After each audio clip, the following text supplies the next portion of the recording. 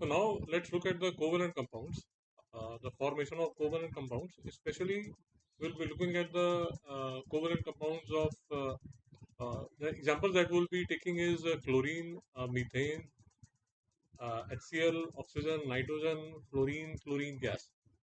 So we'll be looking at specifically these examples. So first, simplest, we'll look at chlorine gas, Cl₂. Okay, Cl₂. So whenever you have to discuss, any compound, what you have to first always look at the electronic configuration, because the electronic configuration will tell you whole of the story. So chlorine has an electronic configuration of 287. Yeah. So 287. So here is chlorine. So what does chlorine want to be? If we look here, 287. What does chlorine want to be? It wants to be like argon. How it can be like argon? It can be like argon if the 7 increases to 8. So basically, chlorine wants 1 electron more. What does chlorine want? Chlorine wants 1 electron more. So it wants to have one more electron. If one more electron can be added here, it will become something like 288. Now, if you have understood the ionic compounds which we discussed earlier, see here also you would have seen chlorine. But in ionic compounds, what chlorine did was that it got one electron from sodium. So sodium, sort of, you can look at it like this, that sodium threw that one electron away. Sodium threw that one electron away and it was caught by chlorine. So what happened was sodium threw away one electron and that electron was caught by chlorine. So when sodium threw away one electron, it became sodium positive, and one chlorine caught that one electron, it became NaCl negative. So the compound that was formed was NaCl. But here what is happening is that we have two chlorine atoms. If you look at Cl₂, what is happening is, that both of the chlorine atoms want one electron. So just try to imagine that there is a room in which two chlorine atoms are there. So they are talking to each other. Both of the chlorine atoms want one electron each. So it is not as if one chlorine can give electron to the other and it will accept, because it doesn't make sense. So it is not the example of chlorine in sodium chloride, which was an ionic compound. In this specific case, what will happen is that both the chlorine atoms will decide to share the electrons. How will they share the electrons? So focus only on these third shell. Focus only on the third shell. We will forget, for a while, we will forget about the shells which are inside. So these are the inside shell.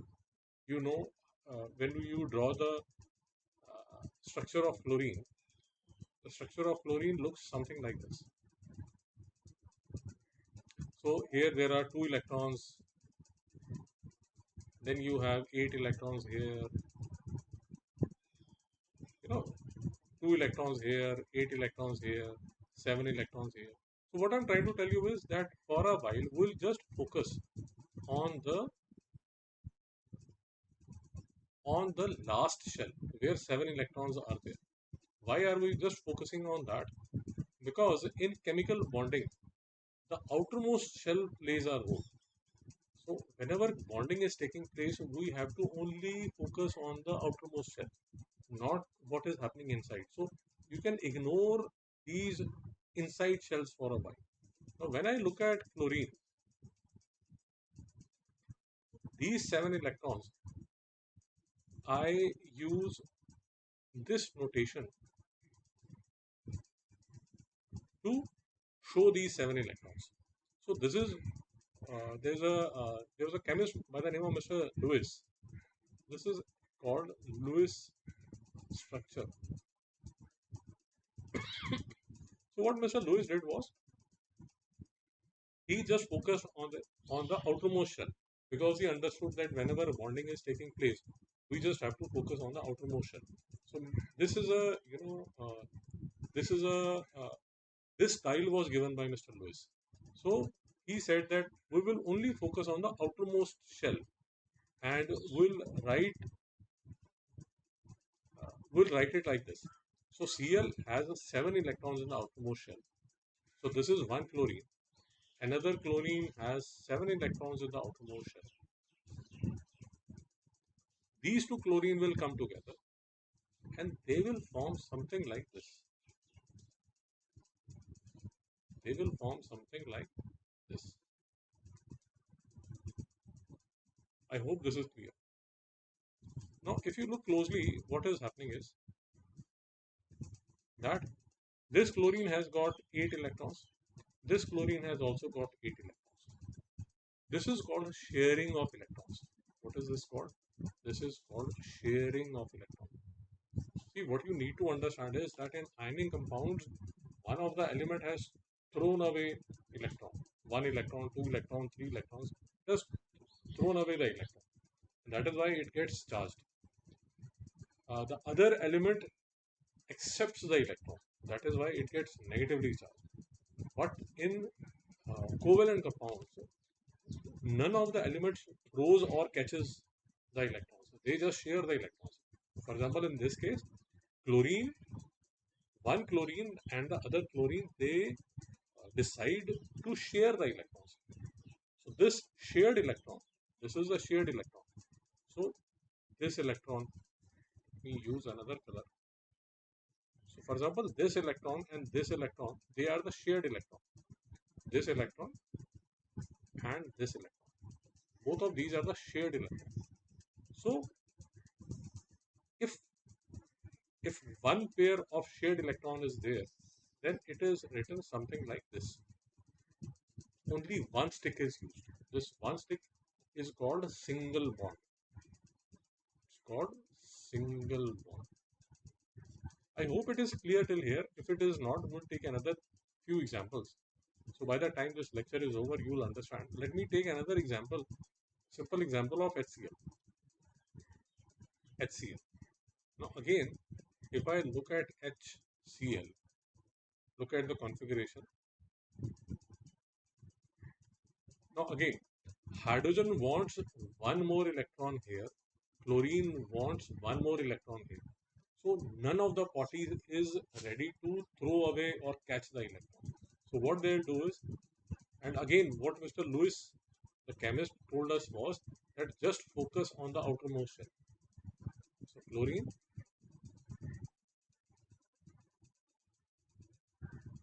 now what happens is that hydrogen gets 2 electrons and chlorine gets 8 electrons in the outermost shell. So hydrogen is happy and chlorine is also happy. So that is how covalent bonds are formed. Let us take another example, another simple example. CH4. CH4. Again, carbon 2, 4, hydrogen 1. Now, what does carbon want? Carbon wants 4 more electrons in the outermost shell. Hydrogen wants 1 more electron in the outermost shell. How do we write carbon? We write carbon something like this. Just focus on the outermost shell. Hydrogen, 1 hydrogen, second hydrogen, third hydrogen, fourth hydrogen.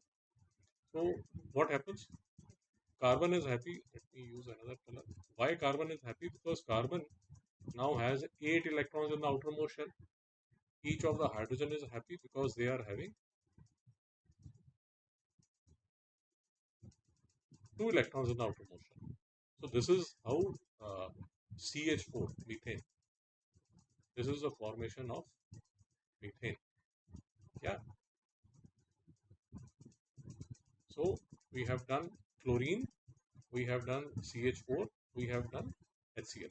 Now, before I go forward, I want to show something called stick model. So stick model is, see, what you need to understand is for each pair of shared electron, each pair of shared electron, we represent it by a stick. So what I means is, so for example, Cl₂. I'll write the stick model as this. CH₄. I'll write the stick model as this.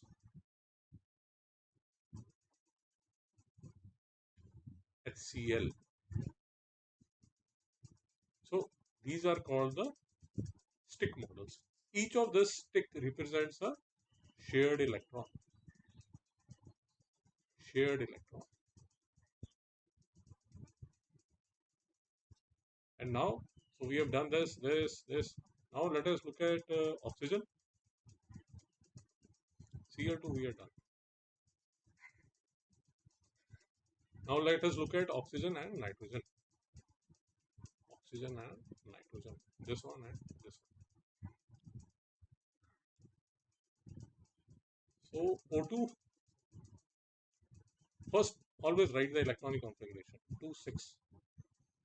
Now we have, you can imagine that there are only 2 oxygen atoms in a room. Oxygen has 2 6. As the electronic configuration wants 2 electrons more, another oxygen is in the same situation. So just focus on the outermost shell. We'll write it something like 1 2 3 4 5 6. So this is one of the oxygen atom. Let's take another oxygen atom. 1 2 3 4 5 6. Now if you see, these are the shared pair of electrons. This pair and this pair. So there, this is what is called a double bond. And why both of them are happy? They are happy. I'll show you why they are happy. Because now oxygen will imagine that it has 4 plus 2, 6 plus 2, 8 electrons in the outermost shell. This oxygen is also happy because it has 2, 2, 4, 8 electrons in the outermost shell. So this is called a double bond. Double bond. And in the stick model, it is represented as this O2. There is another example that we can take. We can take an example of nitrogen now. Nitrogen gas. So nitrogen is 2 5. So 2 nitrogen atoms in the same room. So 1 2 3 4 5. Here also 1 2 3 4 5. Why are we writing like this? I'll just show you in a minute. This nitrogen happy because 8 electrons in the outermost shell. This nitrogen happy because it has 8 electrons in the outermost shell. And the stick model would like, you can write the stick model something like this. So this is the formation of nitrogen gas. This is nitrogen gas. This is oxygen gas. Yeah. So let me show you the notes also. So this is what we have done before. In ionic bonds, complete transfer happened. So you have to represent it. So for NaCl, you have to represent it like this. We discussed CaO before. You have to represent it like this. Coming to covalent bonds, this is what we have discussed. So chlorine, single bonds, methane single bonds, HCl single bonds, double bonds, oxygen double bond. This is how we represent the double bond, triple bond. In nitrogen, we have triple bonds. In nitrogen, we have triple bonds represented by something like this.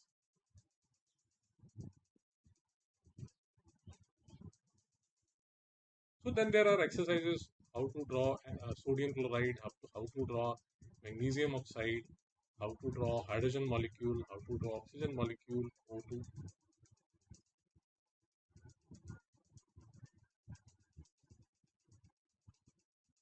Okay, then there are the properties of covalent compounds. And that is what I was discussing before also. You should understand the difference between ionic and covalent bonds. You should also know the properties of covalent bonds. So, formed between two or more nonmetals. Typically, involved two or more nonmetals, atoms are weak. Van der Waals forces. So, Mr. Van der Waals was one of the scientists. He discovered these forces. They are weak forces compared to the ionic bonds, very strong electrostatic forces. The covalent have low melting and boiling points. They are generally insoluble in water. Poor conductors. You should remember the examples also. So another thing that I will suggest is that you should have a copy of a periodic table. Also, I'll be attaching a copy of periodic table in the comment section or in the description. Please, whenever you are looking at, whenever you are doing chemistry, please keep looking at the periodic table. It is very important. So that is why, if you look at the lecture notes, they are saying that this part, first 20 elements, this part is metals, this part, when they are discussing the first 20 elements, this part is non-metals. So you should always keep looking at the periodic table whenever you are doing chemistry. So I hope this lecture was useful, where we discussed uh, the bonding of the two type of bonding, the ionic bonding and the covalent bonding, and these were the examples that we discussed. So I'll be attaching the electronic configuration also. I'll attach the PDF also of the periodic table, and I'll attach these notes also. So I hope this was useful. We'll see you in the next lecture. Thanks again for watching, and best of luck.